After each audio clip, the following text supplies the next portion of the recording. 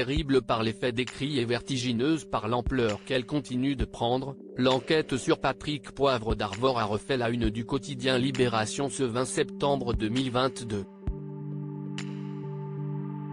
Au mois de juillet dernier, l'enquête visant l'ex-animateur star de TF1 avait changé d'approche, les juges analysant désormais les accusations de viol qui lui sont reprochées dans leur ensemble pour déterminer leur éventuel caractère sériel, qui permettrait de contourner leur prescription. Les nouveaux témoignages dévoilés par Libération s'inscrivent dans le portrait présumé de cet individu.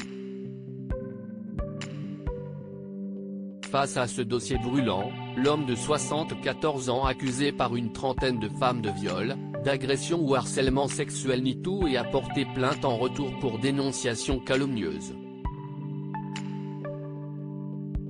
Bénédicte Martin, journaliste et autrice de 44 ans, a souvent parlé du comportement de celui qu'on surnomme PPDA.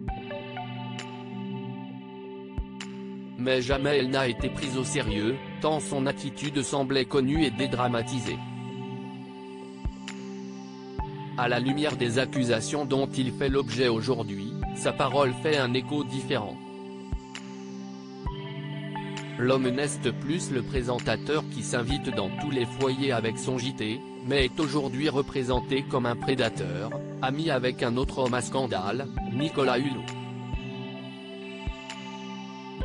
Dans Libération, le récit de l'écrivaine est d'autant plus glaçant qu'il fait apparaître le nom de la fille décédée du journaliste, Solène, qui s'est suicidée à 19 ans.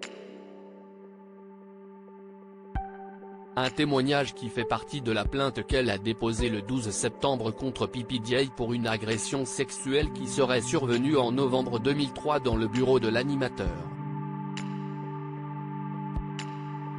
Lors d'une entrevue comme il a pu souvent en faire d'après les plaignantes et alors qu'elle connaît le succès avec son premier ouvrage Warm Up, Bénédicte Martin s'est retrouvée dans une salle isolée.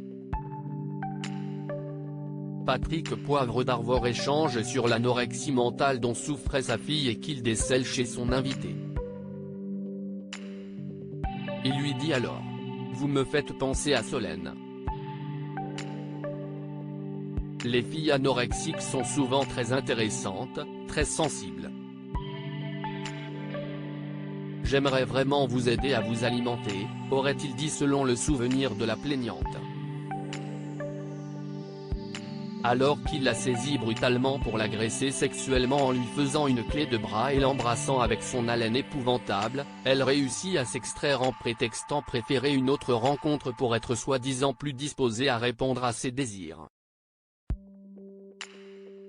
Elle a réussi à s'enfuir.